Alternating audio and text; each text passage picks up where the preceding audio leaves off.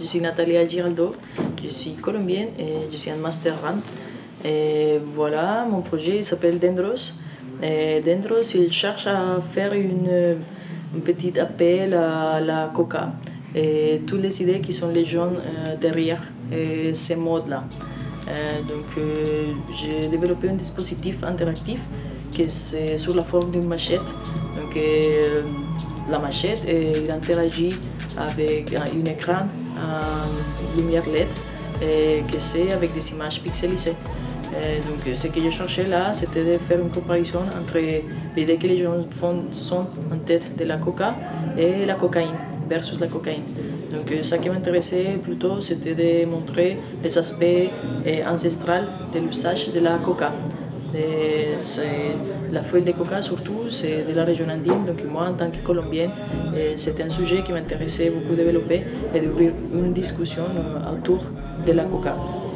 Et techniquement, je vais développer un patch max avec une communication vers un protocole OSC, que c'est Open Sound Control, pour communiquer la manette de Nintendo Wii avec les patch max.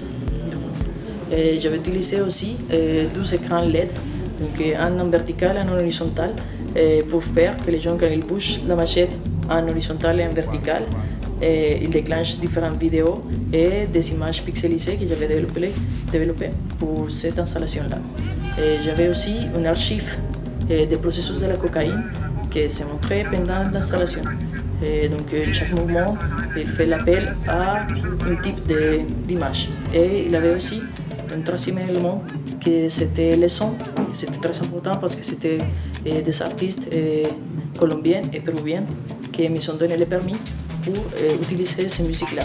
Donc, il y avait des musiques comme de la cumbia, de bullerengue et aussi les mixages entre les deux. Donc je vais utiliser la musique des artistes comme El Leopardo, MeToo et aussi La Perla, Bogotá, qui sont plutôt de côté Bogotá. Et après, il y avait des autres comme Savan, qui avait enregistré des musiques de l'Amazon, des sons de l'Amazonie avec des chamans, et il avait mixé avec la musique électronique. Et après, il y a des autres artistes qui sont collaborés comme Taita Bird, qui Taita, il est de Pérou. Donc lui m'a donné aussi le permis pour utiliser une chanson dans cette installation.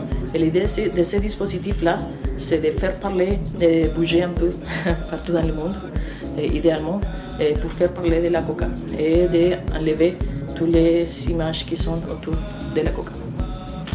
Et voilà.